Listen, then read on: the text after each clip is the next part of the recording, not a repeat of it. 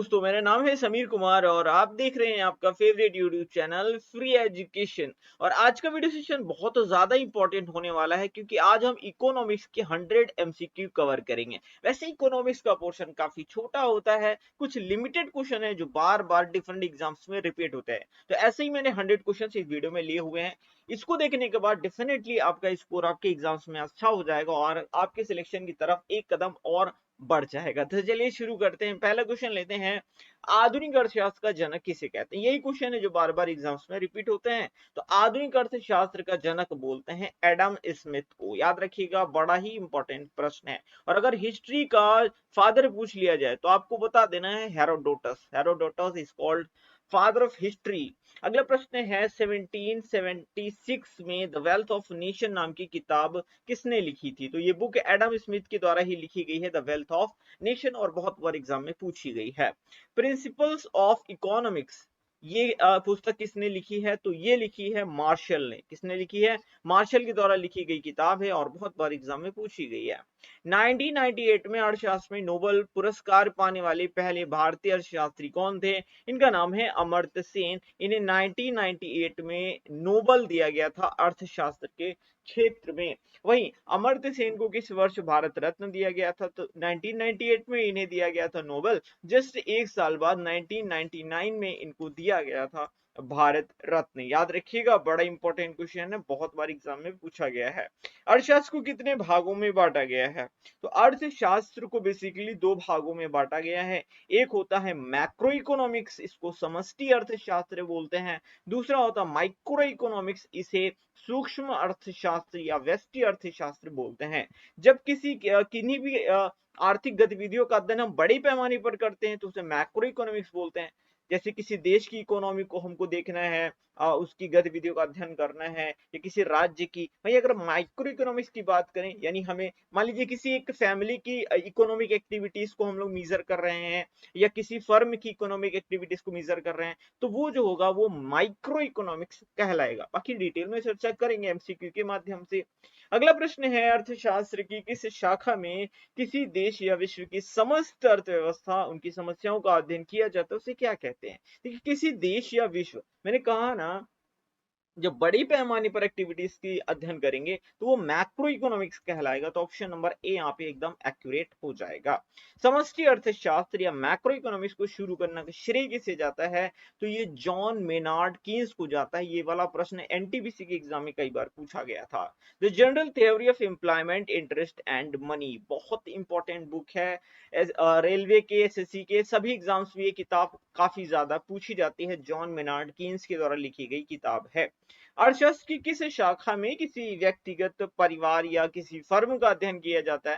यानी कि छोटे लेवल पर हम इकोनॉमिक एक्टिविटीज का अध्ययन करते हैं, तो इसे बोलते हैं माइक्रो इकोनॉमिक्स, सूक्ष्म अर्थशास्त्र या व्यष्टि अर्थशास्त्र। प्रश्न नंबर 11 है, ऐसी अर्थव्यवस्था जिसमें निजी क्षेत्रों की भागीदारी अधिक होती है और सार्वजनिक क्षेत्रों की भागीदारी न्यूनतम होती है, इस प्रकार की अर्थव्यवस्था क्या कहलाती है? तो ऐसी अर्थव्यवस्था को बोलते हैं पूंजीवादी अर्थव्यवस्था, कैपिटलिस्ट इकोनॉमी। क्या बोलते हैं? देखिए, ऐसी अर्थव्यवस्था में होता क्या है, जो प्राइवेट सेक्टर होते हैं उसको ज्यादा वैल्यू दी जाती है। अब प्राइवेट सेक्टर अगर किसी चीज में ज्यादा डोमिनेट करेंगे तो उनका एक ही काम होता है, प्रॉफिट अर्न करना। जन कल्याण से उन्हें उतना लेना देना नहीं होता है। तो याद रखिएगा, जहां निजी क्षेत्रों की भागीदारी ज्यादा होगी उसे एक पूंजीवादी अर्थव्यवस्था बोलते हैं। किस प्रकार की अर्थव्यवस्था में अधिकतम लाभ और न्यूनतम कल्याण की नीति अपनाई जाती है? प्रॉफिट मैक्सिमम अर्न करने की कोशिश कर रहे हैं तो ये हो जाएगी पूंजीवादी अर्थव्यवस्था। इन्हें जन कल्याण से उतना ज्यादा फर्क नहीं पड़ता है। अगला प्रश्न है, किस प्रकार की अर्थव्यवस्था में उत्पादन, आपूर्ति और कीमत सरकार के द्वारा निर्धारित होते हैं? यानी ये जो पूंजीपति हैं उनके द्वारा निर्धारित नहीं होता। जब सरकार निर्धारित करेगी तो सरकार का एक पर्पस होता है, जो जन कल्याण है उसको सरकार ध्यान में रखती है, सरकार प्रॉफिट को ध्यान में नहीं रखती है। तो ऐसी अर्थव्यवस्था को समाजवादी अर्थव्यवस्था बोलते हैं। तो डायरेक्ट पूछा जाए कि समाजवादी अर्थव्यवस्था क्या है, तो ऐसी अर्थव्यवस्था जिसमें सरकारी भागीदारी ज्यादा होती है, वहीं पूंजीपतियों या प्राइवेट भागीदारी कम होती है। यहाँ पर जन कल्याण को ज्यादा महत्व दिया जाता है इन कंपैरिजन विद प्रॉफिट। ठीक है, प्रॉफिट से ज्यादा जन कल्याण को महत्व दिया जाता है, इसे समाजवादी अर्थव्यवस्था या सोशलिस्ट इकोनॉमी बोलते हैं। अगला प्रश्न है, न्यूनतम लाभ अधिकतम कल्याण। देखिए अब यहाँ पे कल्याण अधिकतम हो रहा है तो ऐसी नीति को क्या बोलेंगे? समाजवादी अर्थव्यवस्था बोलेंगे। ठीक है। अगला प्रश्न है किस प्रकार की अर्थव्यवस्था में उत्पादन, आपूर्ति, कीमत सरकार के द्वारा तय होते हैं? देखिए अगर सरकार के द्वारा तय होंगे तो समाजवादी अर्थव्यवस्था, लेकिन अगर ये चीजें प्राइवेट सेक्टर तय करती हैं तो वो पूंजीवादी अर्थव्यवस्था कहलाती है। तो इसका सही जवाब हो जाएगा समाजवादी अर्थव्यवस्था। इंपॉर्टेंट इन्फॉर्मेशन मैं आपको दे देता हूं, एक गुड न्यूज है आप लोगों के लिए कि हमारी जो करंट अफेयर्स की ई बुक है जनवरी से सितंबर तक अपडेटेड वाली वो लॉन्च हो चुकी है, और साथ ही स्टैटिक जीके की भी ई बुक लॉन्च हो चुकी है। इसमें सारे के सारे प्रीवियस ईयर्स के क्वेश्चंस आपको मिल जाएंगे। इसमें आपको विश्व का भूगोल, भारत का भूगोल, भारत का इतिहास, भारत का संविधान, भारतीय अर्थव्यवस्था, सामान्य विज्ञान, computer GK, A to Z सारा का सारा complete static GK previous year का एक ही बुक के अंदर आपको मिल जाएगा। और ऐसी ई बुक आपको पूरे यूट्यूब पर कहीं भी देखने के लिए नहीं मिलेगी। इन दोनों ही ई बुक्स के लिंक्स आपको डिस्क्रिप्शन बॉक्स में दिए हैं, वहां पर जाकर क्लिक करके आप इन्हें परचेज कर सकते हो और डेफिनेटली आप अपने एग्जाम में अच्छा स्कोर करेंगे, ये मेरी गारंटी है। प्रश्न नंबर 16 है, विश्व में किस देश के द्वारा मुख्य रूप से समाजवादी अर्थव्यवस्था को अपनाया गया था? तो ये है रशिया की इकोनॉमी, यानी रूस के द्वारा मुख्य रूप से समाजवादी अर्थव्यवस्था को अपनाया गया था। ये चीज याद रखिएगा, बड़ा इंपॉर्टेंट क्वेश्चन है। किस प्रकार की अर्थव्यवस्था में निजी क्षेत्र और सरकारी क्षेत्र दोनों की समान भागीदारी होती है? अभी मैंने आपको बताया अगर प्राइवेट सेक्टर की ज्यादा भागीदारी, सरकारी की कम, तो वो पूंजीवादी अर्थव्यवस्था है। अगर सरकार की हिस्सेदारी ज्यादा है और प्राइवेट सेक्टर की कम, तो वो समाजवादी अर्थव्यवस्था है। लेकिन अगर दोनों को ही इक्वल भागीदारी है तो ऐसी अर्थव्यवस्था को मिश्रित इकोनॉमी अर्थव्यवस्था या फिर मिक्स्ड इकोनॉमी बोला जाता है। अगला प्रश्न है, भारत की अर्थव्यवस्था किस प्रकार की है? ये बहुत बार पूछा गया है। भारत में मिक्स्ड इकोनॉमी है, यानी प्राइवेट सेक्टर और गवर्नमेंट सेक्टर दोनों को ही समान भागीदारी यहाँ पर दी जाती है, यानी दोनों को ही प्रमोट किया जाता है भारत के अंदर। तो भारत में जो है वो मिश्रित अर्थव्यवस्था पाई जाती है। मिश्रित अर्थव्यवस्था अपनाने वाला सर्वप्रथम देश कौन सा था? तो ये फ्रांस था। याद रखिएगा, समाजवादी की बात करी जाएगी तो वो कौन सा देश होगा? रूस होगा। वर्तमान में आप देखेंगे तो चाइना समाजवादी अर्थव्यवस्था का बहुत अच्छा एग्जाम्पल है ना। चाइना जो है वहां अपने की इकोनॉमी ज्यादातर वही कंट्रोल करता है। प्राइवेट सेक्टर, हाँ फिलहाल के लिए प्राइवेट सेक्टर अभी वहां पर आ रहे हैं उतने ज्यादा, लेकिन फिलहाल के लिए चाइना खुद को समाजवादी अर्थव्यवस्था ही बोलता है। मिश्रित अर्थव्यवस्था सबसे पहले अपनाया था फ्रांस ने। भारत में भी मिश्रित अर्थव्यवस्था है। मिश्रित अर्थव्यवस्था की संकल्पना किस अर्थशास्त्री के विचारों से प्रेरित है? तो जॉन मेनार्ड किन्स के विचारों से प्रेरित है मिश्रित अर्थव्यवस्था की संकल्पना। अगला प्रश्न है, ऐसी अर्थव्यवस्था जिसमें दूसरे देशों के साथ व्यापार करने पर कम से कम प्रतिबंध होता है। तो ऐसी व्यवस्था को खुली अर्थव्यवस्था बोलते हैं, जिसमें दो देश आपस में आराम से व्यापार कर सकते हैं, उसे ओपन इकोनॉमी बोला जाता है। वह अर्थव्यवस्था जिसमें ना तो आयात होता है ना ही निर्यात होता है, ऐसी अर्थव्यवस्था को क्या कहते हैं? मतलब दो देश आपस में कोई भी व्यापार वगैरह नहीं कर रहे हैं, तो ऐसी अर्थव्यवस्था को बंद अर्थव्यवस्था बोलते हैं। आप वर्तमान में अगर बंद अर्थव्यवस्था के एग्जांपल देखना चाहें तो नॉर्थ कोरिया को देख सकते हैं। हालांकि वो चाइना के साथ मोस्टली व्यापार करता है, लेकिन फिलहाल के लिए वो किसी के साथ में ज्यादा व्यापार वगैरह नहीं करता, तो उसकी इकोनॉमी को क्लोज्ड इकोनॉमी बोलते हैं। मिश्रित अर्थव्यवस्था का तात्पर्य क्या है? ऐसा प्रश्न भी एग्जाम में बहुत बार पूछा गया। तो बेस्ट सुटेबल आंसर जो यहाँ पर होगा ऑप्शन नंबर बी होगा। जहां पर निजी और सार्वजनिक दोनों ही क्षेत्रों की विद्यमानता होती है उसे मिक्स्ड इकोनॉमी या फिर मिश्रित अर्थव्यवस्था बोला जाता है। भारत की अर्थव्यवस्था कैसी है? अब आप कहोगे मिक्स्ड है, लेकिन मिक्स्ड ऑप्शन में नहीं है। तो वैसे भारत की अर्थव्यवस्था विकासशील अर्थव्यवस्था है। विकसित अर्थव्यवस्था या विकासशील अर्थव्यवस्था की पहचान कैसे करते हैं? तो ये करते हैं प्रति व्यक्ति आय के आधार पर, यानी पर कैपिटा इनकम के आधार पर ही किसी देश को ये जज करते हैं कि विकसित है या विकासशील है। यानी अगर एक लिमिटेड सीमा से ऊपर किसी देश की पर कैपिटा इनकम होती तो उसे विकसित अर्थव्यवस्था बोला जाता है। अगला प्रश्न है, भारत की अर्थव्यवस्था की आर्थिक गतिविधियों को कितने क्षेत्रों में बांटा गया है? ये बहुत ज्यादा इंपॉर्टेंट है। 3 क्षेत्रों में बांटा गया है और ये तीनों क्षेत्र आपको पता होना बहुत ज्यादा जरूरी है। प्राथमिक क्षेत्र, द्वितीयक क्षेत्र और तृतीयक क्षेत्र। तो अर्थव्यवस्था का कौन सा क्षेत्र प्रत्यक्ष रूप से पर्यावरण पर निर्भर करता है? तो मैं आपको बता देता हूँ, 3 क्षेत्र होते हैं, जैसे प्राथमिक क्षेत्र, द्वितीयक क्षेत्र और तृतीयक क्षेत्र। तो प्राथमिक क्षेत्र ये जो होता है टोटली प्रकृति से रिलेटेड होता है, यानी कोई भी चीज अगर हम प्रकृति से प्राप्त कर रहे हैं या कृषि के माध्यम से प्राप्त कर रहे हैं तो वो प्राथमिक क्षेत्र में आती है। फिर इनका हम लोग क्या करते हैं, प्रयोग करते हैं कोई नई चीज बनाने के लिए, निर्माण या विनिर्माण करने के लिए। तो मैं यहाँ पर विनिर्माण लिख देता हूँ, तो वो जो होता है हो जाता है आपका द्वितीय क्षेत्र। अभी मैं आपको एग्जाम्पल के माध्यम से भी समझाऊंगा। फिर तृतीय क्षेत्र जो होता है वो सेवा क्षेत्र होता है। क्या होता है? सेवा क्षेत्र होता है तृतीय क्षेत्र। अब मैं आपको एक एग्जांपल देता हूं, मान लीजिए गेहूं है, ठीक है, खेत में गेहूं को उगाया गया, ठीक है, तो खेत में उगाया गया तो डायरेक्ट हमें प्रकृति से मिला है तो वो प्राथमिक क्षेत्र में आ जाएगा। अब गेहूं को क्या किया गया, फैक्ट्री में लाया गया, इसका आटा बनाया गया, सब्जी इसका ब्रेड बना दिया गया, ठीक है। अब ब्रेड बना दिया गया तो ये आ गया सेकेंडरी क्षेत्र, यानी यहाँ पर बनाया गया ना, फैक्ट्री में बनाया गया तो ये ब्रेड बनाया गया, तो ये क्या आ जाएगा, द्वितीय क्षेत्र में। अब इस ब्रेड को भेजना है मार्केट में, जो कंज्यूमर है वहां तक, तो उसके लिए आपको ट्रांसपोर्टेशन या ट्रक वगैरह की या गाड़ी वगैरह की जरूरत पड़ेगी, तो वो जो आ जाएगा वो आ जाएगा सेवा क्षेत्र में, है ना। तो इस तरह से याद रखिएगा, जो सेवा क्षेत्र होता है वो तृतीय क्षेत्र होता है, विनिर्माण क्षेत्र जो होता है या उद्योग जो होते हैं वो सेकेंडरी आता है, और अब जो प्राइमरी सेक्टर होता है वो होता है डायरेक्ट रिलेटेड होता है प्रकृति से। तो याद रखिएगा प्राथमिक क्षेत्र इसका जवाब हो जाएगा। और प्राथमिक क्षेत्र में जैसे भूमि है, जल है, वनस्पति है, खनिज है, कृषि है, पशुपालन है, मत्स्य पालन है, खनन है, तो आप देख रहे हैं सारी चीजें प्रकृति से प्राप्त हो रही हैं, तो ये प्राकृतिक क्षेत्र यानी कि प्राथमिक क्षेत्र भी बोल सकते हैं। अगला प्रश्न है, अर्थव्यवस्था का कौन सा क्षेत्र वस्तुओं के विनिर्माण से संबंधित है? आंख बंद करके द्वितीय क्षेत्र पर टिक मार दीजिएगा, क्योंकि ये विनिर्माण या उद्योग धंधों से रिलेटेड है। सभी प्रकार के उद्योगों का संबंध किस क्षेत्र से है? द्वितीय क्षेत्र से सभी प्रकार के उद्योगों का संबंध होता है, जैसे कि लोहा उद्योग, इस्पात उद्योग, वस्त्र उद्योग, वाहन, इलेक्ट्रॉनिक्स इत्यादि। अगला प्रश्न है, विभिन्न प्रकार की सेवाओं को उत्पादन अर्थव्यवस्था के किस क्षेत्र के अंतर्गत किया जाता है? सर्विस सेक्टर, तीसरे यानी टर्शियरी सेक्टर को ही सर्विस सेक्टर के नाम से जाना जाता है। बहुत इंपॉर्टेंट है और ये प्रश्न बहुत बार एग्जाम में पूछा भी गया है। तो अगर आप देखेंगे इसमें सेवाएं जैसे बीमा की सेवा, बैंकिंग सेवा, चिकित्सा, शिक्षा, परिवहन, संचार, पर्यटन, तो ये सब क्या है, ये सारी सेवाएं ही तो है, ये टर्शियरी सेक्टर में आ जाती हैं। अगला प्रश्न है, भारतीय अर्थव्यवस्था में सकल राष्ट्रीय उत्पाद में सबसे अधिक योगदान किस क्षेत्र का है? ये दो प्रश्न मैं आपको बताऊंगा, ध्यान से सुनिएगा, ये प्रश्न बहुत पूछे जाते हैं, मोस्ट कंफ्यूजिंग क्वेश्चन होते हैं।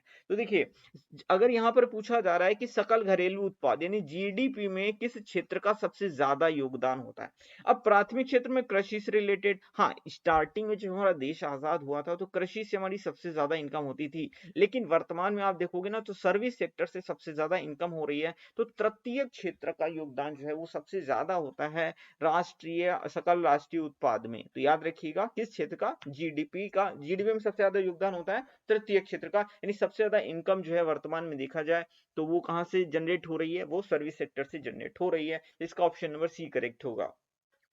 और एक प्रश्न ये है, ये भी बहुत ज्यादा पूछा जाता है, भारत में सबसे ज्यादा रोजगार किस क्षेत्र में उपलब्ध है? देखिए, रोजगार की बात करी जाएगी तो आपको ऑप्शन नंबर ए टिक करना होगा, प्राथमिक क्षेत्र। आज भी बहुत सारे लोग हैं जिन्हें प्राथमिक क्षेत्र ही रोजगार उपलब्ध करवाता है, तो रोजगार उपलब्ध करवाने के मामले में प्राथमिक क्षेत्र शीर्ष पर आता है, लेकिन जीडीपी में सहयोग के मामले में तृतीय क्षेत्र टॉप पर आता है। अगला प्रश्न है, मानव विकास सूचकांक यानी एचडीआई किसके द्वारा जारी किया जाता है? UNDP, United Nations Development Programme के द्वारा एचडीआई यानी ह्यूमन डेवलपमेंट इंडेक्स जारी किया जाता है। 1990 में मानव विकास सूचकांक यानी एचडीआई किसके द्वारा विकसित किया गया? महबूबुल हक के द्वारा ये विकसित किया गया था, पाकिस्तानी इकोनॉमिस्ट थे ये बहुत बार एग्जाम में पूछा गया है।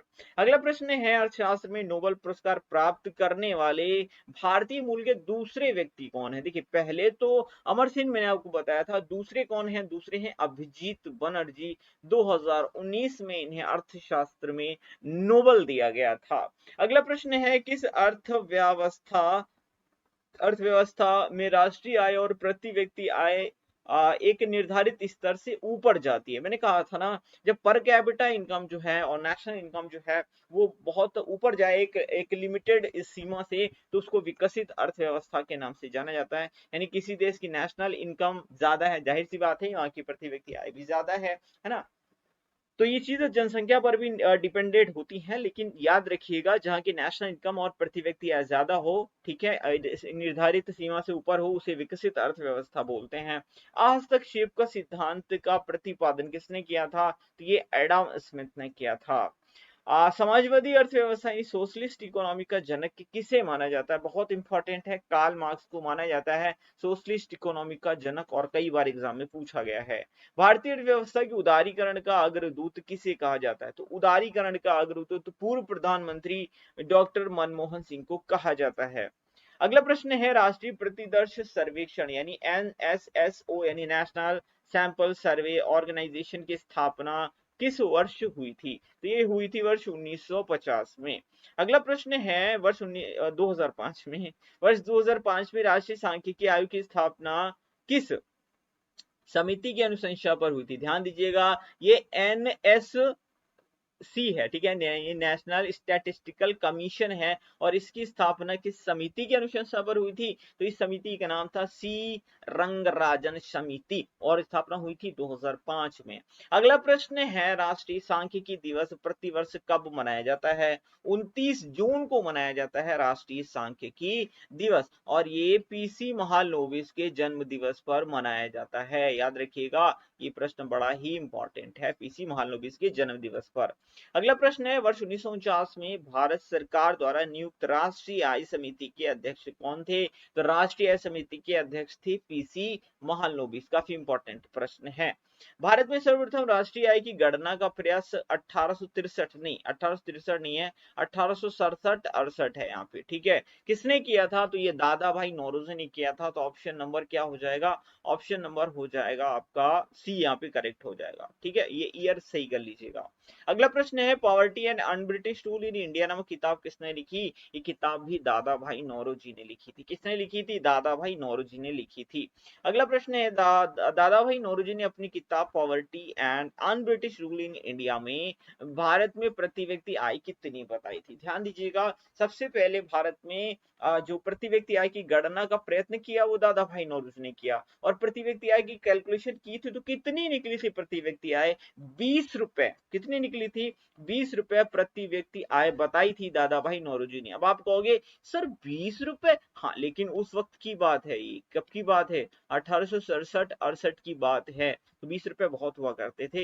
ये प्रश्न पूछा गया है, बहुत बहुत बहुत बार पूछा गया है। भारत में राष्ट्रीय आय का आकलन करने वाली एजेंसी का क्या नाम है? इसका नाम है केंद्रीय सांख्यिकी संगठन यानी कि सीएसओ। बहुत बार ये एग्जाम में प्रश्न पूछा गया, याद रखिएगा, नेशनल इनकम का आकलन करने वाली संस्था है सीएसओ। अगला प्रश्न है, केंद्रीय सांख्यिकी संगठन सीएसओ और राष्ट्रीय प्रतिदर्श सर्वेक्षण कार्यालय एनएसएसओ का विलय कर किस नई संस्था को स्थापित किया गया था? ध्यान से सुनिएगा, सीएसओ और एनएसएसओ को मिला दिया गया था, मर्ज कर दिया गया था, और बना था एनएसओ। क्या बना था? एनएसओ। ऑप्शन नंबर बी यहाँ पे करेक्ट हो जाएगा, यानी कि नेशनल स्टैटिस्टिकल ऑफिस की स्थापना की गई थी सीएसओ और एनएसएसओ को मिला करके, ये की गई थी वर्ष 2019 में। बड़ा इंपॉर्टेंट है, कई बार एग्जाम में आया है। वर्ष 1934 में भारत में आर्थिक नियोजन की पृष्ठभूमि किसने तैयार की थी? तो ये तैयार की थी एम विश्वेश्वरैया ने। याद रखिएगा, बड़ा इंपॉर्टेंट है। राष्ट्रीय योजना समिति नेशनल प्लानिंग कमेटी का गठन किसके द्वारा किया गया था? ये किया गया था नेताजी सुभाष चंद्र बोस के द्वारा 1938 में, और इसके चेयरमैन कौन थे? पंडित जवाहरलाल नेहरू। ध्यान से सुनिएगा, प्रश्न को पढ़िएगा, उसके बाद ही जवाब दीजिएगा। राष्ट्रीय योजना आयोग समिति का गठन किसके द्वारा किया गया था? नेताजी सुभाष चंद्र बोस के द्वारा चेयरमैन पंडित जवाहरलाल नेहरू थे। अगला प्रश्न है, राष्ट्रीय विकास परिषद का अध्यक्ष कौन होता है? तो ये होते हैं भारत के प्रधानमंत्री। याद रखिएगा, और वर्तमान में तो कौन है नीति आयोग के अध्यक्ष? भारत के प्रधानमंत्री अध्यक्ष होते हैं नीति आयोग के। अगला प्रश्न है, राष्ट्रीय विकास परिषद नेशनल डेवलपमेंट काउंसिल का गठन कब किया गया था? तो ये किया गया था 6 अगस्त 1992 को।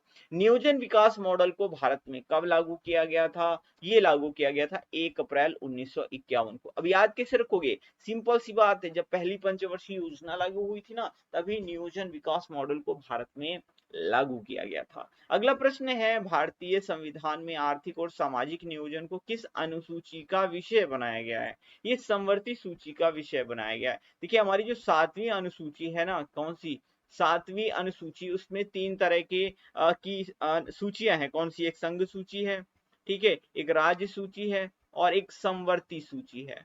कौन कौन सी समवर्ती सूची? तो संघ सूची में संघ के विषय, राज्य सूची में राज्य के विषय और संघ सूची में केंद्र और राज्य दोनों के विषय आते हैं, है ना। तो याद रखिएगा समवर्ती सूची। तो ये समवर्ती सूची का ही विषय है कौन सा? आर्थिक और सामाजिक नियोजन, ठीक है। तो ये किस समवर्ती सूची का विषय, याद रखिएगा, बड़ा इंपॉर्टेंट है। किसका विषय? समवर्ती सूची का।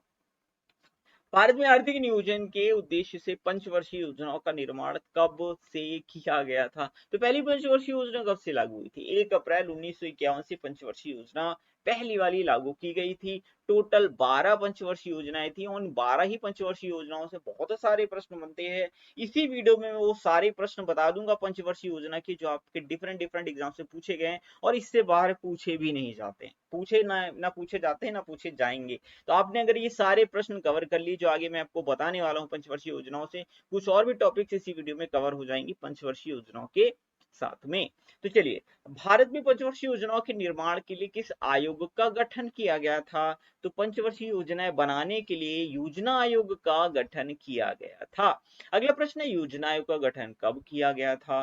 तो ये किया गया था 15 मार्च 1950 को। अगला प्रश्न है, पंचवर्षीय योजनाओं के निर्माण के लिए गठित योजना आयोग की अध्यक्षता किसके द्वारा की जाती थी? देखिए 2015 में योजना आयोग को समाप्त कर दिया गया था, आपको याद होगा ना। और क्यों? क्योंकि 2015 में योजना आयोग के स्थान पर नीति आयोग को लाया गया था। नीति आयोग के अध्यक्ष कौन होते हैं? आप कहेंगे सर प्रधानमंत्री होते हैं। तो जो जैसे नीति आयोग के अध्यक्ष प्रधानमंत्री होते हैं, वैसे योजना आयोग के भी अध्यक्ष कौन हुआ करते थे? प्रधानमंत्री हुआ करते थे। योजना आयोग का काम होता था पंचवर्षीय योजनाओं का निर्माण करना। अगला प्रश्न है, किसके द्वारा पंचवर्षीय योजनाओं को मंजूरी दी जाती थी? तो ये दी जाती थी राष्ट्रीय विकास परिषद के द्वारा दी जाती थी। राष्ट्रीय विकास परिषद का गठन कब किया गया था? तो 6 अगस्त 1952 में राष्ट्रीय विकास परिषद का गठन किया गया था। भारत में किस व्यक्ति द्वारा पंचवर्षीय योजनाओं की अवधारणा को पेश किया गया था? तो उस वक्त हमारे जो प्रधानमंत्री थे, अब देश आजाद हुआ था 1947 में, तो देश को आगे ले जाने का जिम्मा किसके ऊपर था? प्रधानमंत्री जी के ऊपर। कौन थे? पंडित जवाहरलाल नेहरू। तो इन्होंने पंचवर्षीय योजनाएं लागू की। हर 5-5 साल में कुछ उद्देश्य रखे जाएंगे और क्या किया जाएगा? देश की तरक्की को पूरी तरीके से आगे किया जाएगा, नहीं देश को जो है पटरी पर लाया जाएगा, उसके लिए पंचवर्षीय योजनाएं शुरू की गई थी। Poverty and un British rule in India नामक किताब किसने लिखी है? ये लिखी है दादा भाई नौरोजी ने। आई थिंक ये क्वेश्चन रिपीट हुआ, और दादा भाई नौरोजी ने ही सबसे पहले राष्ट्रीय आय की गणना करने का प्रयत्न किया था और 20 रुपए प्रति व्यक्ति आय बताया था। अगला प्रश्न है, पहली पंचवर्षीय योजना का कार्यकाल कब से कब तक था? तो पहली पंचवर्षीय योजना 51 में शुरू हुई थी, मैंने आपको बताया था 1 अप्रैल 1951, और खत्म 5 साल में होगी। तो ऑप्शन नंबर ए यहाँ पर करेक्ट हो जाएगा। देखिए जो फाइनेंशियल ईयर होता है ना, वो 1 अप्रैल से लेकर के 31 मार्च होता है। क्या होता है? 31 मार्च। तो अगर एग्जैक्टली डेट की बात करें ना, तो ये 1 अप्रैल 1951 को शुरू हुई थी और 31 मार्च 1956 को ये योजना समाप्त हुई थी। प्रथम पंचवर्षीय योजना किस मॉडल पर आधारित थी? HD model. कौन सा? एचडी। आप कहेंगे ये क्या है? Herald Domar model. देखिए हेराल्ड डोमर मॉडल शॉर्ट में याद रखेंगे ना, याद रहेगा, क्योंकि मैं आपको 3-4 मॉडल याद करवाऊंगा। मैं 12 के बारे नहीं याद करवाने हैं कि 12 के 12 किस मॉडल पर आधारित है, ना पूछी जाती है ना आपको याद रखना है। 2-3 प्रश्न पूछे जाते हैं कि कौन सी पंचवर्षीय योजना किस मॉडल पर आधारित थी। याद रखना भी जरूरी है, सिर्फ पढ़ना जरूरी नहीं कि पढ़ लिया हो गया। तो पहले आप मूवी देखोगे, सबसे पहले कौन सी देखोगे? एचडी मूवी देखोगे। आपका दोस्त कहेगा भाई कौन सी मूवी देखोगे, किस क्वालिटी में? आप कहोगे एचडी क्वालिटी में। अब देखो 4 की मत बोलना, एचडी ही बोलना, क्योंकि एचडी से आपको याद हो जाएगा इसका आंसर। अगला प्रश्न है कि इस पंचवर्षीय योजना में कृषि को उच्च प्राथमिकता दी गई थी। अब 1947 में देश आजाद हुआ, 1951 में पंचवर्षीय योजना लागू हुई, तो सबसे पहला काम क्या था? कृषि को प्रमोट करना, क्योंकि कृषि ही जो थी वो रीढ़ की हड्डी है। आज भी हमारी रीढ़ की हड्डी देश की जो है वो कृषि ही है। तो कृषि को बढ़ावा देना जो है सबसे मेन काम था। तो प्राथमिकता कृषि को दी गई प्रथम पंचवर्षीय योजना में, याद रखिएगा। अब कृषि को प्राथमिकता दी गई तो सिंचाई भी तो करनी होगी ना, तो भाखड़ा नागल सिंचाई परियोजना की भाखड़ा नागल परियोजना किस पंचवर्षीय योजना के दौरान शुरू की गई थी? तो प्रथम पंचवर्षीय योजना के दौरान जो है ये भाखड़ा नागल परियोजना, इसके अलावा भाखड़ा नागल, दामोदर और व्यास तीनों परियोजनाएं शुरू करी गई थी प्रथम पंचवर्षीय योजना के माध्यम से। बीबीडी करके याद रखो, क्या करोगे? बीबीडी यानी कि भाखड़ा नागल परियोजना, व्यास परियोजना और दामोदर घाटी परियोजना। अगला प्रश्न है, किस देश से भारत में पंचवर्षीय योजनाओं को अपनाया गया? हाँ भाई, हमारे देश का संविधान जैसे बहुत सारे देशों के संविधान से मिलकर के बना है, तो ये पंचवर्षीय योजनाओं का जो आइडिया था ना, वो किस देश से लिया गया था? तो ये रशिया से लिया गया था। कहाँ से लिया गया था? रशिया से लिया गया था ये कॉन्सेप्ट।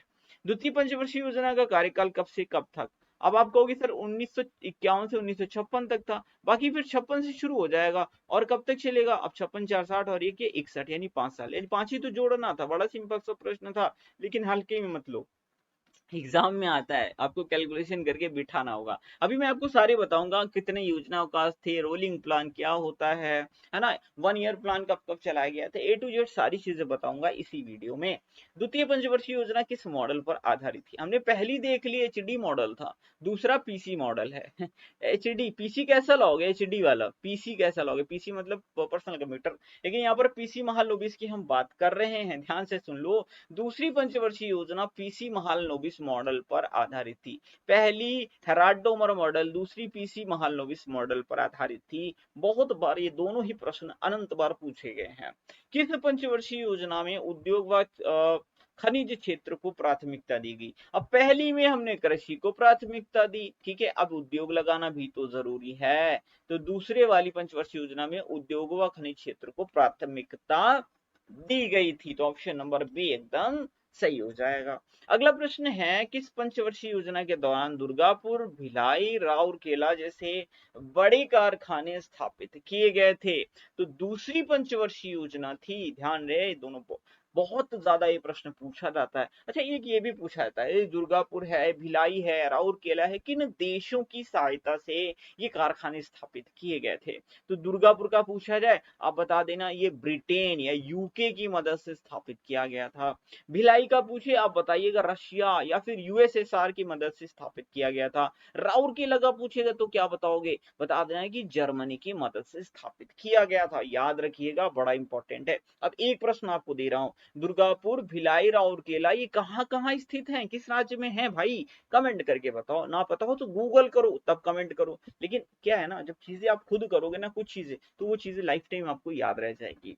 अगला प्रश्न है, किस व्यक्ति को भारतीय आर्थिक योजना का जनक कहा जाता है? तो ये किसे कहा जाता है? ये सर एम विश्वेश्वरैया को कहा जाता है भारतीय आर्थिक योजना का जनक। तृतीय पंचवर्षीय योजना का कार्यकाल कब से कब तक था? तो बड़ा ही इंपॉर्टेंट है, बड़ा इजी भी है। 61 से लेकर के 66 तक के जो था समय, ये तृतीय पंचवर्षीय योजना का समय था। किस पंचवर्षीय योजना में कृषि और उद्योग दोनों को प्राथमिकता दी गई? पहले में कृषि को दी, दूसरी में उद्योग की दी और तीसरी में इन दोनों को ही प्राथमिकता दे दी। तो ये तीसरी पंचवर्षीय योजना थी जिसमें कृषि और उद्योग दोनों को ही प्राथमिकता दी गई थी। 1964 में बोकारो आयरन स्टील इंडस्ट्री की स्थापना किस देश की सहायता से की गई थी? ये रशिया की सहायता से की गई थी। कहाँ की गई थी? झारखंड में की गई थी। किस पंचवर्षीय योजना की बात हो रही है? तो देख रहे हैं ना, 1964 का टाइम पीरियड आ रहा है और अभी मैंने आपको बताया है तीसरी पंचवर्षीय योजना का टाइम पीरियड 61 से लेकर के 66, यानी इसके बीच में आ रहा है 64। तो तीसरी पंचवर्षीय योजना में Bokaro iron and steel industry की स्थापना हुई थी। अगला प्रश्न है, किस क्रांति की शुरुआत तीसरी पंचवर्षीय योजना के कार्यकाल के समय हुई थी? तो ये क्या थी, कौन सी क्रांति थी? ग्रीन रेवोल्यूशन थी। हरित क्रांति की शुरुआत तीसरी पंचवर्षीय योजना के कार्यकाल के दौरान हुई थी। अच्छा, भारत में हरित क्रांति का जनक किसे कहते हैं? कौन से कृषि वैज्ञानिक हैं? इनका नाम है MS स्वामीनाथन। इन्हें भारत में हरित क्रांति का जनक कहा जाता है। अच्छा, वर्ड में किसे बोलते हैं? तो वो बोलते हैं नॉर्मन बोरलॉग को। किसे? नॉर्मन बोरलॉग को दुनिया में हरित क्रांति का जनक कहा जाता है। अगला प्रश्न है, कौन सी पंचवर्षीय योजना सर्वाधिक असफल रही थी? जी हाँ, हमारी ये तीसरी पंचवर्षीय योजना जिसमें हरित क्रांति की शुरुआत की गई थी, ये सबसे ज्यादा फेल रही थी। जितना जीडीपी का टारगेट रखा गया था उतना हासिल नहीं कर पाए थे, बल्कि आधा ही आई थिंक हासिल कर पाए थे। याद रखिएगा, ये सबसे असफल योजना थी। लेकिन अगर सफल पूछा जाए, सबसे सफल योजना कौन सी थी, जस्ट इसकी अगली वाली चौथी वाली को आप सबसे सफल योजना बोलेंगे। अगला प्रश्न है, तीसरी पंचवर्षीय, अब देखिए असफल हुई थी तो कुछ कारण था, ठीक है, तो यह असफलता के कारण थे क्या क्या? तो देखिए ये कारण थे, भारत चीन युद्ध 1962 में हुआ, अभी उबर नहीं पाए थे, आर्थिक परिस्थितियां, देखिए युद्ध होता है ना तो मैन पावर लगता है, पैसा लगता है, बहुत सारा चीजें लगती है युद्ध में। तो 1962 में चाइना से हुआ, उधर फिर 65 में पाकिस्तान से हो गया। इतना क्या कम था, उसके बाद एक अभूतपूर्व सूखा भी पड़ गया। मतलब इसको बोलते हैं एक तो करेला ऊपर से नीम चढ़ा। तो ये इतने बड़े बड़े कारण थे, इसीलिए बहुत ज्यादा आर्थिक तंगी भी आ गई थी, और इसीलिए ये तीसरी पंचवर्षीय योजना असफल रही थी। तो ऑप्शन नंबर डी करेक्ट होगा, ये सभी मुख्य कारण रहे थे।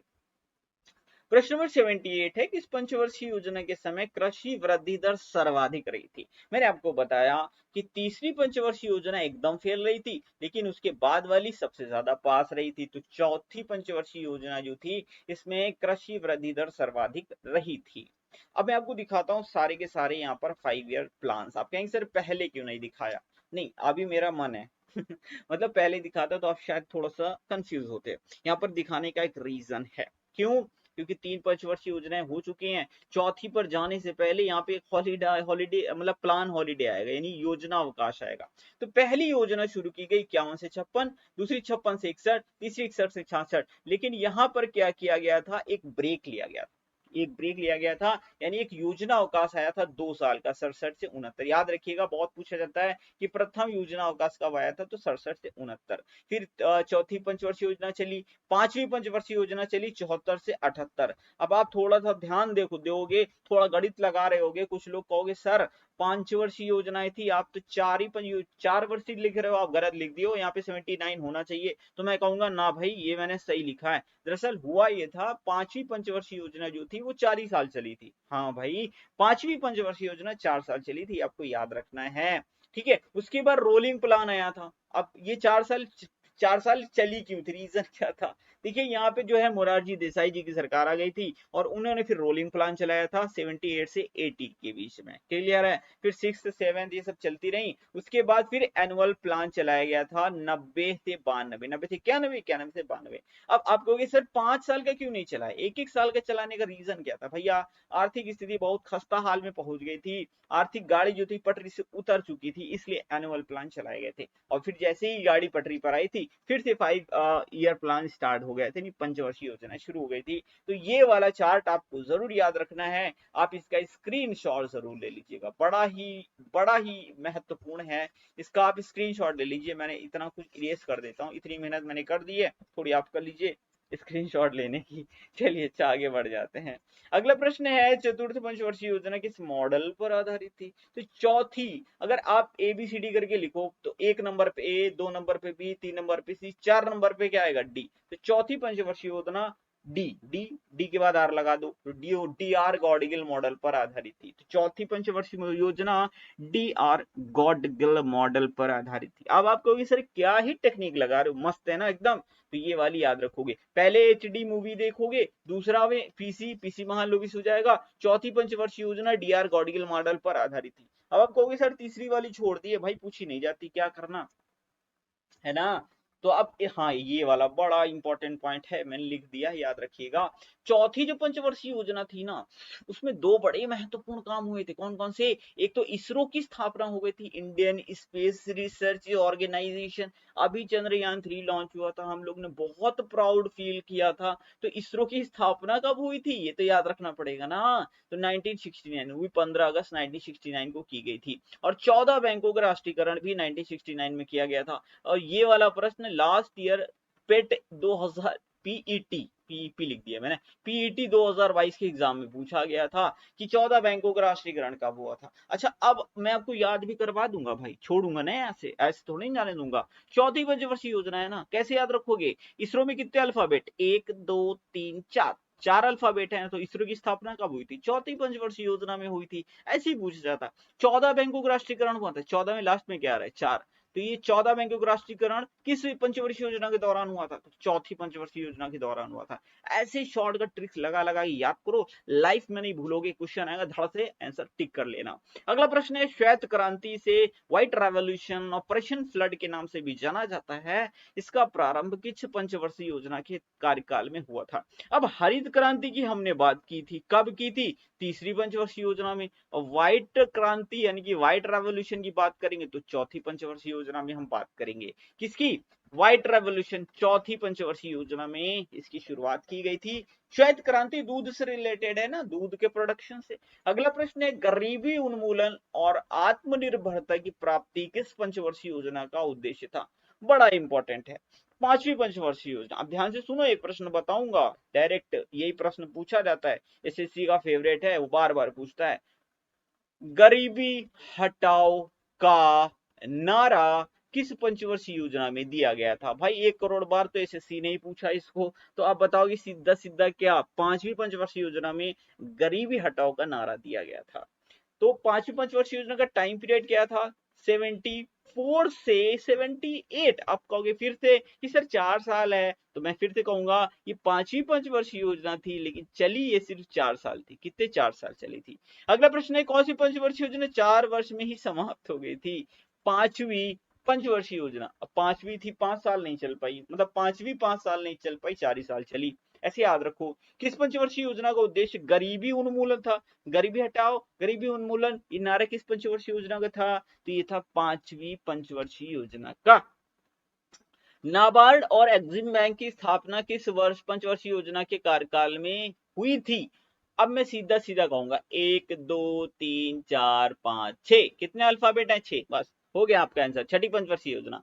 आप कहोगे ये क्या है भैया, यही तो टेक्निक है। मैंने कहा ना, आप पढ़ो तो पूरा मैं याद करवा दूंगा। जितना इंपॉर्टेंट क्वेश्चन आते हैं सारे आपको वीडियो खत्म होते होते याद हो गए होंगे। तो नाबार्ड की स्थापना हुई कब थी, ये भी पूछा जाता है। भाई वैसे तो सन पूछ लेते हैं, कभी कभी एग्जामिनर का मूड खराब होता है, घर में बीवी से लड़ाई हो जाती है और तब पेपर बनाता है, तब वो डेट भी पूछ लेता है। क्या पूछता है? डेट में। तो डेट भी पूछेगा तो आप याद रखो 12 जुलाई सन 1982 को NABARD national bank for agriculture and rural development की स्थापना हुई थी। इसका हेडक्वार्टर कहाँ है? मुंबई में है। कहाँ है? मुंबई में। कुछ लोग कहेंगे सर लखनऊ में है, भूल गए क्या? मैं फिर कहूंगा भैया इसका मुंबई में है। लखनऊ में जो है ना वो सिडबी का है। मुझे पता है आप लोगों के मन में क्या आ रहा है, पहले ही मैं बता देता हूँ, है ना। एग्जिम बैंक की स्थापना भी 1982 में हुई थी। एग्जिम को अंग्रेजी में लिखो, बड़ा मजा आएगा ऐसे। एग्जिम बैंक का मतलब होता है एक्सपोर्ट इंपोर्ट बैंक, समझ गया ना, इसीलिए तो अंग्रेजी में लिखे थे और कोई वजह नहीं थी। भोजन काम और उत्पादन का नारा किस पंचवर्षीय योजना के कार्यकाल में दिया गया था? ये योजना थी 7वीं पंचवर्षीय योजना। 7वीं पंचवर्षीय योजना का कार्यकाल कब से कब तक था? 85 से लेकर के 90 तक था, 1985 से 1990। 7वीं पंचवर्षीय योजना निम्नलिखित में से किस मॉडल पर आधारित थी? 7वीं पूछी जाती है, आप बता दीजिएगा। W Miller model. अब आप जैसे ही ऑप्शन देखोगे, अरे सर ये तो मैं ऐसे बता दूंगा चुटकी में। पहली पंचवर्षीय योजना हेराल्ड डॉमर, दूसरी वाली है पीजी मार्लोविस और चौथी वाली है डीआर गॉडगिल मॉडल। अब 7वीं वाली कौन सी हो जाएगी? ये हो जाएगी और डब्ल्यू मिलर मॉडल। हो गया है ना, याद हो गया ना, यही पूछे जाते हैं। 7वीं पंचवर्षीय योजना से कुछ इंपॉर्टेंट पॉइंट बताऊंगा, ध्यान से सुनिएगा। 5वीं पंचवर्षीय योजना में मैंने आपको बताया था गरीबी हटाओ का नारा दिया गया था, लेकिन गरीब है कौन? सबसे पहली चीज तो ये जरूरी जानना जरूरी है। तो क्या है भैया, कैसे पता चलेगा गरीब कौन है? तो गरीबी की माप ये 7वीं पंचवर्षीय योजना में बताई गई थी। और ये किस समिति की सिफारिश पर हुई थी? तो ये लकड़वाल समिति थी। लकड़वाल समिति ने ही बताया था कैसे गरीबी की माप की जा सकती है। बस बहुत ज्यादा डिटेल में मैं नहीं जाऊंगा, बताने को तो बहुत कुछ है, वीडियो बहुत लंबा हो जाएगा। तो याद रखिएगा इतना ही, गरीबी की माप जो है वो किस पंचवर्षीय योजना में की गई थी? तो वो 7वीं पंचवर्षीय योजना थी, लकड़वाल समिति ने की थी। भोजन काम और उत्पादन का नारा इसी पंचवर्षीय योजना में दिया गया था, समझ गए ना। अगला प्रश्न है, जवाहर रोजगार योजना का आरंभ किस पंचवर्षीय योजना के समय हुआ था? तो ये 7वीं पंचवर्षीय योजना थी। अनंत बार ये प्रश्न पूछा गया, एसएससी का फेवरेट है। कब हुई थी? अप्रैल 1989 में जवाहर रोजगार योजना का आरंभ हुआ था। अगला प्रश्न है, किस पंचवर्षीय योजना के काल में प्रधानमंत्री रोजगार योजना 1993 में शुरू की गई थी? अब ध्यान दीजिएगा, पिछली वाली हमने जो पढ़ा वो जवाहर रोजगार योजना है, लेकिन ये वाली प्रधानमंत्री रोजगार योजना है। इसका एग्जाम में सन भी पूछा जाता है और ये भी पूछा जाता है ये किस पंचवर्षीय योजना में शुरू हुई थी। तो ये 8वीं पंचवर्षीय योजना में शुरू हुई थी। कब? 8वीं पंचवर्षीय योजना में। और 8वीं पंचवर्षीय योजना का टाइम पीरियड क्या है? तो 8th है 1992 से 1997। देश में गरीबी और बेरोजगारी को समाप्त करना, अगले 10 वर्षों में प्रति व्यक्ति आय दुगुना करना, ये किस पंचवर्षीय योजना का मुख्य उद्देश्य था? देखिए, 10 वर्षों में, अगले 10 वर्षों में प्रति व्यक्ति आय को डबल करना। कितने वर्षों में? अगले 10 वर्षों में। तो इसका आंसर क्या हो जाएगा? 10वीं पंचवर्षीय योजना। भाई क्वेश्चन ही ऐसे बनाया है कि आप मतलब याद हो जाएगा। और एक चीज ये भी देखिए, हमने आपको बताया था 5वीं पंचवर्षीय योजना में बताया गया था गरीबी हटाओ, तो देश में गरीबी और बेरोजगारी को समाप्त करना। अब 5वीं पंचवर्षीय योजना में गरीबी हटाओ, बेरोजगारी भी हटाओगे तो 5 और जोड़ दोगे, तो ये हो जाएगा आपका 10। यानी 10वीं पंचवर्षीय योजना थी जिसमें गरीबी और बेरोजगारी को समाप्त करना उद्देश्य रखा गया था। इसके अलावा अगले 10 वर्षों में प्रति व्यक्ति आय को 2 गुना करने का भी टारगेट रखा गया था। तो ये थी 10वीं पंचवर्षीय योजना। अगला प्रश्न है, इससे पहले मैं आपको दो 10th प्लान जो है वो कब से कब तक था? 2002 से 2007 के बीच में। तीव्रतम और समावेशी विकास किस पंचवर्षीय योजना का मुख्य उद्देश्य था? तो ये 11वीं पंचवर्षीय योजना थी। ध्यान दीजिएगा, बड़ा इंपॉर्टेंट है, एग्जाम में आ चुका है ये वाला। तो 11वीं वाला का टाइम पीरियड था 2007 से 2012। योजना आयोग को खत्म करके नीति आयोग का गठन किस पंचवर्षीय योजना के कार्यकाल में किया गया था? ये सबको पता है, 12वीं पंचवर्षीय योजना। 12वीं पंचवर्षीय योजना का टाइम पीरियड 2012 से 17 के बीच में था। और योजना आयोग को खत्म करके नीति आयोग बनाया गया था 2015 में, तो ये बीच में आता है। तो ये 12वीं पंचवर्षीय योजना थी। 12वीं पंचवर्षीय योजना 12 से 17, 12वीं 12 से शुरू थी, 12वीं 2012 से शुरू थी। नीति आयोग का गठन कब हुआ था? बच्चे को पता होना चाहिए, वैसे पता है, सबको पता है, 1 जनवरी 2015। देखिए, बहुत बार पूछा गया है, मैं थक गया हूँ, सच बताऊं, बहुत तो सारे वीडियोस में ये प्रश्न पढ़ा पढ़ा के थक गया हूँ, और बार बार वो पूछते भी हैं लेकिन आपको पढ़ना पड़ेगा और मैं आपको पढ़ाता रहूंगा। नीति आयोग का फुल फॉर्म क्या होता है? National institution for transforming India. अगर आप इसको पढ़ पढ़ के थक गए हैं ना, तो आप ये समझ लीजिए कि आप तैयारी कर करके एकदम पक्के हो चुके हैं। बहुत सारे एस्पिरेंट नए आए होंगे, शायद उन्हें ये चीज ना पता हो, लेकिन अगर आप थक गए हैं सच में तो इसका मतलब ये है कि आप एकदम पक्के चावल हो गए हैं। अगला प्रश्न लेते हैं, सर्व शिक्षा अभियान की शुरुआत जो है 2001 में हुई थी, लेकिन ये किस पंचवर्षीय योजना में हुई थी? तो ये हुई थी 9वीं पंचवर्षीय योजना में सर्व शिक्षा अभियान की शुरुआत। अच्छा, 9वीं पंचवर्षीय योजना का टाइम पीरियड क्या था? 97 से सन 2002। और ये सर्व शिक्षा अभियान 2001 में शुरू हुआ था। सेपरेटली ये प्रश्न पूछा गया कि सर्व शिक्षा अभियान कब शुरू हुआ था? सीधा बताओ, 2001 में। नीति आयोग का पदेन अध्यक्ष कौन होता है? बच्चा बच्चा जानता है, प्रधानमंत्री। राष्ट्रपति मैं कहां से बोल सकता हूँ? प्रधानमंत्री, ठीक है, आपने गलत सुना प्रधानमंत्री ही जो पदेन अध्यक्ष होता है। देखिए, योजना आयोग को समाप्त करके बनाया गया था। पहले योजना आयोग का अध्यक्ष कौन होता था? प्रधानमंत्री। अभी नीति आयोग का अध्यक्ष, पदेन अध्यक्ष कौन होता है? प्रधानमंत्री। ठीक है, अगला प्रश्न है, 1934 में भारत में आर्थिक नियोजन की पृष्ठभूमि किसने तैयार की थी? तो ये एम विश्वेश्वरैया ने तैयार की थी। 97 विश्व जीडीपी रैंकिंग सूची 2023 के अनुसार दुनिया की 5वीं सबसे बड़ी अर्थव्यवस्था किस देश की है? लेने का पर्पज ही यही है इस प्रश्न को, क्योंकि हमारा देश भारत जो है वो दुनिया की सबसे बड़ी 5वीं अर्थव्यवस्था बन गया है। अब आप कहोगे सर पहली, दूसरी, तीसरी, चौथी ये सब कौन है? तो बता दीजिए। तो क्यों नहीं बताएंगे, जरूर बताएंगे। और बताएंगे इसलिए क्योंकि यहाँ से प्रश्न पूछा जा चुका है।